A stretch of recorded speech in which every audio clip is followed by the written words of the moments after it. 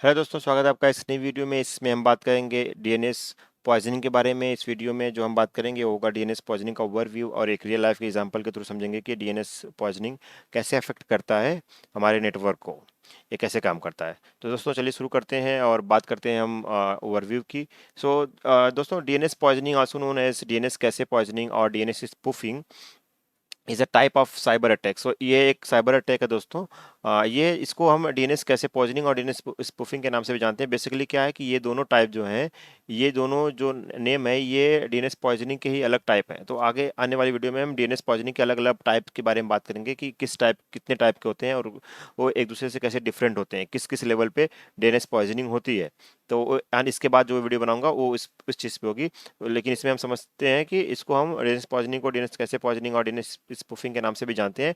ये एक cyber attack है दैट इन्वॉल्व्स मैनिपुलेटिंग। सो इसमें क्या होता है कि मैनिपुलेशन होता है। The DNS involves the manipulating the DNS में डीएनएस जो होता है डोमेन एंड सिस्टम, उसका मैनिपुलेशन होता है। मैनिपुलेशन करके यूजर को रिडायरेक्ट किया जाता है मैलिशियस वेबसाइट्स को, और इंटरसेप्ट देयर कम्युनिकेशन, या उनकी कम्युनिकेशन को इंटरसेप्ट मतलब कि बीच में ही रीड किया जाता है। द डीएनएस इज लाइक, ये हमारा ओवरव्यू हो गया हमारा डीएनएस पॉइजनिंग का।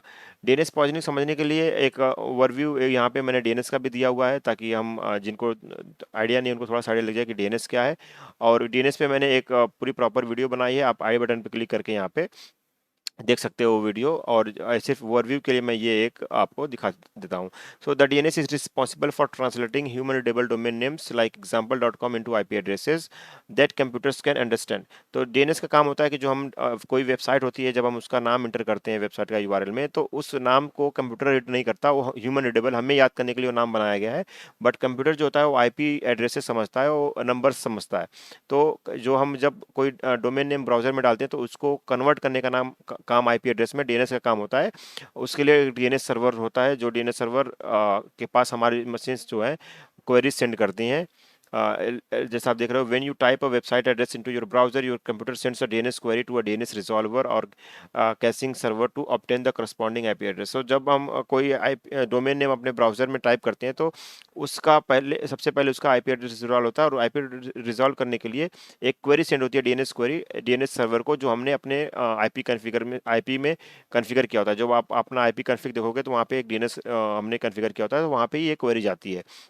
और भी तरीके होते हैं इसके, लेकिन ये बेसिक तरीका होता है। The resolver then returns the IP addresses allowing your computer to establish a connection. तो जो रिजॉल्वर होता है, जो डीएनएस सर्वर नॉर्मली हम जो पब्लिक डीएनएस सर्वर होता है हमारा 8.8.8.8 हम बहुत यूज़ करते हैं, ये गूगल का पब्लिक डीएनएस है। तो इस ये हमारा क्या होगा कि नॉर्मल केसेस में अगर हम ये यूज़ करते हैं, तो इसके पास डीएनएस क्वेरी जाएगी कि एग्जाम्पल.com का मुझे ए रिकॉर्ड चाहिए, मतलब इसका IPv4 चाहिए मुझे। तो उस केस में हमें ये एक आईपी एड्रेस जो भी उस एसोसिएटेड होगा उस एग्जाम्पल.com से, वो आईपी एड्रेस हमें यहाँ पे मिल जाता है, और फिर हमारा मशीन उस पर कनेक्ट करता है। तो ये हमारा हो गया एक ओवरव्यू डीएनएस कैसे काम करता है। नाउ हम समझते हैं एक एग्जांपल के थ्रू कि डीएनएस पॉइजनिंग जो कैसे काम करती है, और ये कैसे अफेक्ट कर सकती है, ये कैसे हमारे डेटा को लॉस कर सकती है, हमारे बिजनेस को कैसे अफेक्ट कर सकती है। तो दोस्तों, उसको समझने के लिए आप इस डायग्राम का मैं सहारा लूंगा। तो जैसे आप देख रहे हो, यहाँ पे मैंने हर प्रोसेस का एक नंबर दिया हुआ है। तो इस सबसे पहले जो समझते हैं, हमने अभी जो डीएनएस की बात की कि जो डीएनएस का काम होता है, वो हमारे जो डोमेन नेम होता है, डोमेन नेम को आईपी एड्रेस में कन्वर्ट करने का काम इसका होता है।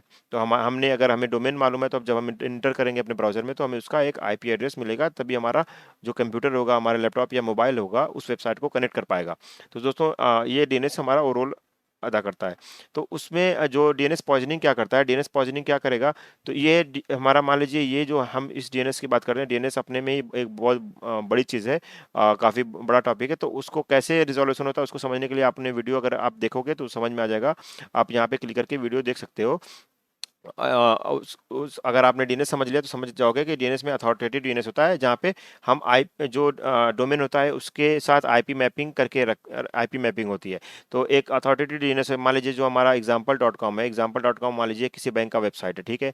हम मानते हैं कि ये किसी बैंक का वेबसाइट है, जैसे एचडीएफसी या इस तरह के बैंक होते हैं, और इसका अथॉरिटेटिव डीएनएस सर्वर मैनेज करता है कि एग्जाम्पल.com का जो सर्वर है, मान लीजिए हमारा ये वेबसाइट है, ये हमारा वेब इसका वेब सर्वर है एग्जाम्पल.com कॉम का, ठीक है। और इसके पास क्या आईपी एड्रेस है 192.168.1.2। तो जो यूज़र है अगर इसको इस वेबसाइट पे कनेक्ट करना है तो इसको ये आईपी एड्रेस चाहिए, क्योंकि इसको सिर्फ क्या पता है, इसको सिर्फ example.com पता है, इसको ये आईपी एड्रेस नहीं पता है। तो उसके लिए क्या करेगा, ये डीएनएस को एक क्वेरी सेंड करेगा example.com के लिए। तो हमारा जो डीएनएस सर्वर होगा उस क्वेरी को रिजॉल्व करके हमें एक आईपी एड्रेस सेंड करेगा, जो आईपी एड्रेस हमें कनेक्ट करने में हेल्प करता है। और डीएनएस पॉइजनिंग के केस में क्या होता है कि डीएनएस पॉइजनिंग में क्या होगा, अटैकर डीएनएस का जो है एक्सेस लेगा, और जो हमने यहाँ पे एंट्री जो होती है डीएनएस की, जो डीएनएस मैनेज करता है, जो एंट्री बना के रखता है, मान लीजिए example.com की एंट्री होती है, होनी चाहिए नॉर्मली, अगर इस एग्जांपल से देखें तो जो राइट उसका सर्वर है वो 192.168.1.2 है। तो जो अटैकर होगा वो डीएनएस का एक्सेस ले लेगा। एक्सेस लेने के बाद क्या होगा कि वो एक फेक एंट्री वहाँ पे बना देगा। ये एंट्री जो रियल एंट्री होगी उसको हटा करके एक फेक एंट्री बना देगा, और example.com जो है उसके IPv4 मतलब उसका सर्वर को दूसरे आईपी उसको दूसरे सर्वर के आईपी से मैप कर देगा। उस केस में क्या होगा कि जब हमने यहाँ पे क्वेरी किस डीएनएस के साथ example.com के लिए, तो जो इसके पास जो मैपिंग होगी आईपी वही रिटर्न करेगा, तो ये हमें गलत आईपी रिटर्न कर देगा।